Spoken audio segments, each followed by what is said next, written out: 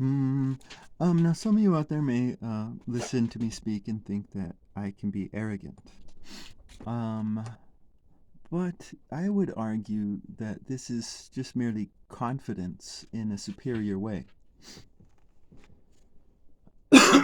um, I mean, the way I see things is that thoughts and ideas, you have to process them, right? You have to you have to take them in. That's the first thing you have to do. You have to take them in. You have to process them, and then you have to judge them. But that's not what people do. People have the judgment, and then they do the processing, and then they do the listening. Um, and that's merely disgusting. Um, I, there's no critical thinking when it comes to books.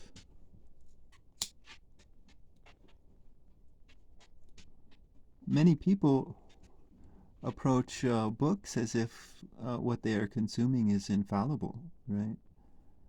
Um, there's just no critical thinking. And even then, like you'll still do the judgment first and then read the book, right? And so, for me, I remember there was my grandpa on my dad's side or on my mom's side, and my grandpa, he and I would talk, and we would I enjoyed talking with him, and but every now and then we would disagree with each other, and he was still after the conversation he was still my grandpa. Like there was no problems between us.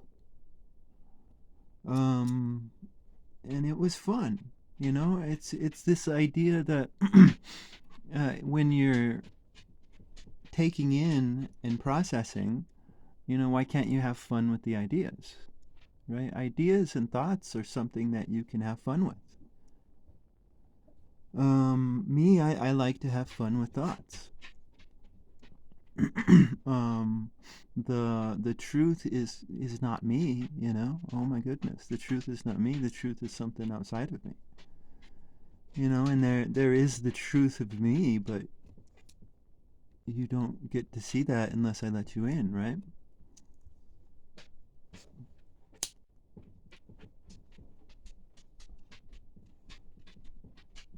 But as far as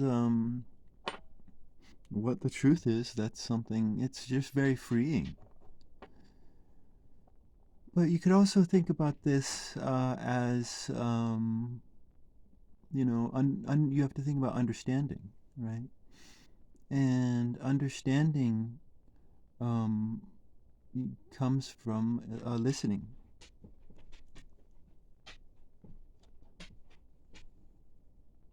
right? Because love is not an emotion. Love is a give and a take, right? And to take in another, to listen to them, to pay attention to them is a gift.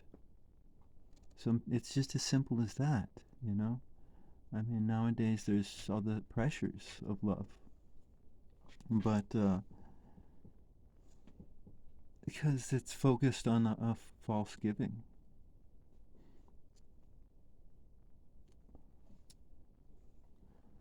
Um, so there's a power in passivity. Um, and it's not that passivity is good or bad. It's this idea of being whole. I mean, hooray for like activity and all that. That has its time and place.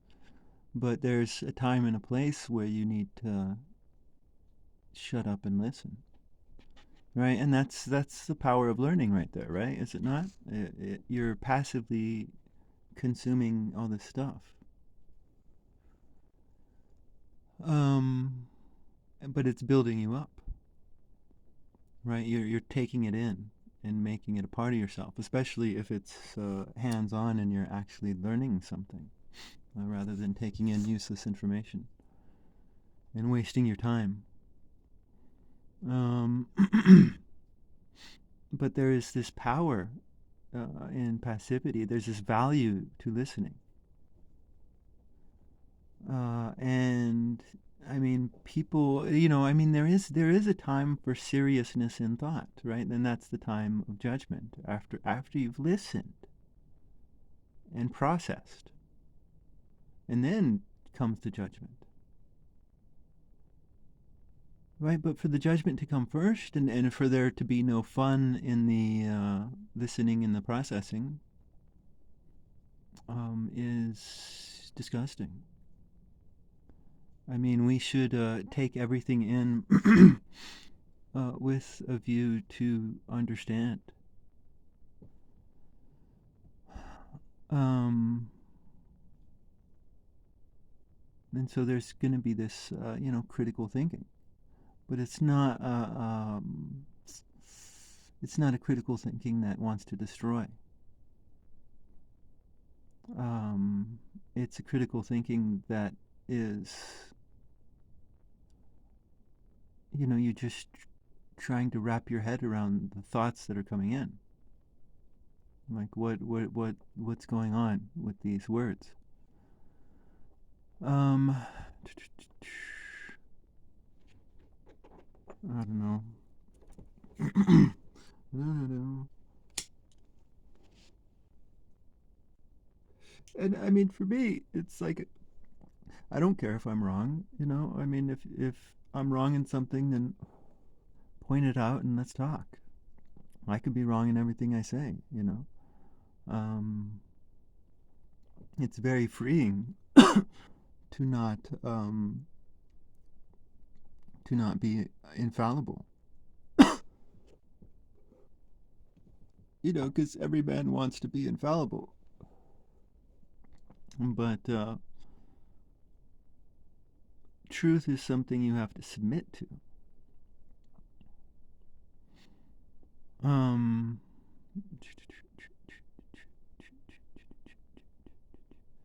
but I mean, we have to understand, where the complications arise, and we could say that they arise from,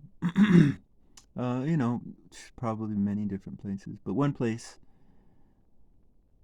is,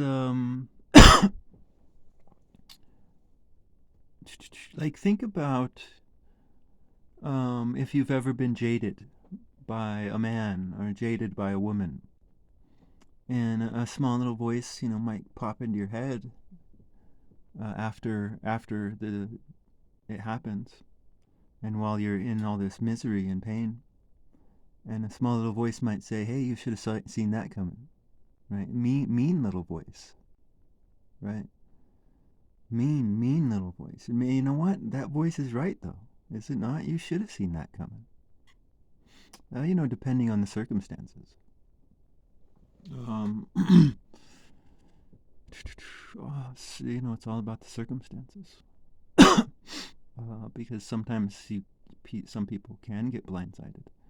Because that you could say that there's a change of heart sometimes. And so it's that, they did love you at one point. They really did. But then they changed for the worst at some point.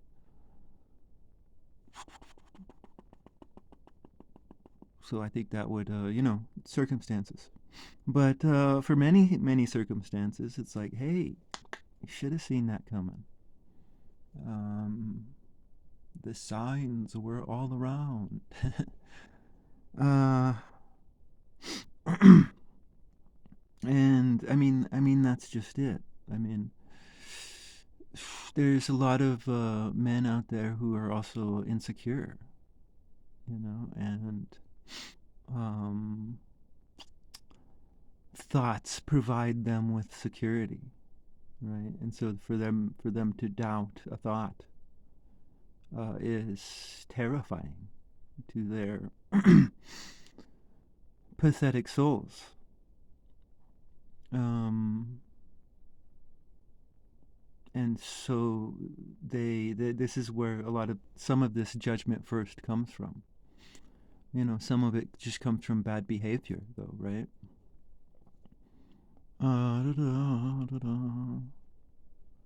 So, yeah, no, I'm just, you know what? I'm just a stoned man having fun.